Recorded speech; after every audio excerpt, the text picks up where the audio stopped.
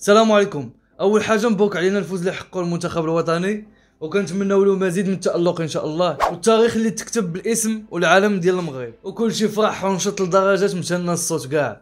ولكن الحمد لله بعد على التفوق. وتحياتي لوالد الركراكي والداري اللي كيتقاتلوا كاملين واحد بواحد. شكرا بزاف، شكرا. كنا محتاجين صراحه هاد الفرحه، ودابا الحمد لله حنا في وسطها. بلا ما نطول عليكم نرجعوا للموضوع ديالنا نهضروا فيه شويه. تخيل معايا جوج ديال الصحاب غادي يلعبوا ضد بعضياتهم وفي كاس العالم، اللي كل واحد فيهم كيمثل الدوله ديالو وكيمثل الدرابو ديالو. فاش كنقولوا صحاب ماشي ديك الصحاب عاديين ولا ديال المصلحه، كنهضروا على حكيمي ديال المغرب ومبابي ديال فرنسا. هاد الجوج العلاقه ديالهم زايده نغزه، حيت الا كنا تنقولوا شي علاقه دازت في التاريخ ديال كره القدم ديال شي جوج صحاب متفاهمين، ما غاديش نلقاو بحال ديال مبابي وحكيمي، لدرجه ولاو ما كيتفاقوش كاع. ونزيدك حاجه اخرى، في هذا المونديال ديال قطر 2022 كانوا كل نهار كيتلاقاو، سواء حكيمي كيمشي للمعسكر ديال مبابي ولا مبابي كيجي للمعسكر ديال حكيمي، فين كاين المنتخب الوطني كامل كيبقاو يهضروا ويشدوا السم بحال كل صديق مع صديق ديالو. بالنسبه لمبابي جا للمغرب عند اشرف حكيمي وتعرف على الثقافه ديال العشير والفرده، وشرب نعام سي الدكه المغربيه وضرب المسمن المغربي، وشاف حتى الزليج المغربي وعجبو.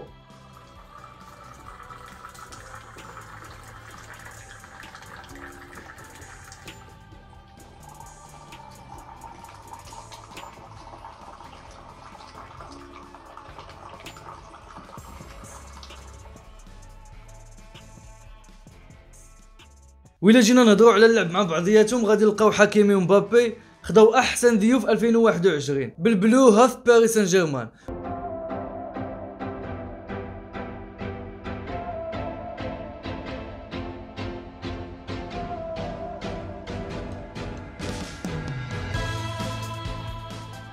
وهاد اللقطات اللي كتشوفوا غير شويه من بزاف. حاجه اخرى قبل ما ننساها وغير بين قوسين، حكيمي ومبابي وزاد عليهم هاد المره راموس كيديروا واحد الشطحه زعما احتفاليه فاش كيتسجل شي بيت. وفاش سولت حكيمي علاش دارها من بعد البينالتي ديالو قالك اسيدي والله اعلم دق على راموس، واخا ما تمش الاستدعاء ديالو من طرف اسبانيا. هادي ماشي سلوكيه، هادي دوبرمانه. اجي دابا نشوفوا كيفاش غادي يكونوا وسط التيران. غنبداو بحكيمي، هو كيقدر يلعب ظهير ايمن ولا ظهير ايسر على حسب المدرب شنو بغى. وبالنسبه لمبابي كيلعب هجوم رقم 10. هنا كنلقاو واحد باغي يطلع يماكي باش يفرح البلاد ديالو ويربحها، وكنلقاو الثاني خصو يدافع على بلادو ويدافع على الدرابو ديالو ضد صاحبه. اللي خاصكم تعرفوه هو بكثرة ما كيلعبوا هاد الجوج مع بعضياتهم ودوك الثنائيات اللي كيديروا وداو احسن ضيوف 2021 كما قلنا قبيله، فراه كنظن باللي اشرف غادي يكون حافظ مبابي مزيان، يعني غيعرف التحركات ديالو قبل ما يتحرك هو، وهذه حاجه مزيانه لينا. وغير دابا من بعد الماتش ديال المغرب مع البرتغال حط اشرف حكيمي في الباج ديالو على تويتر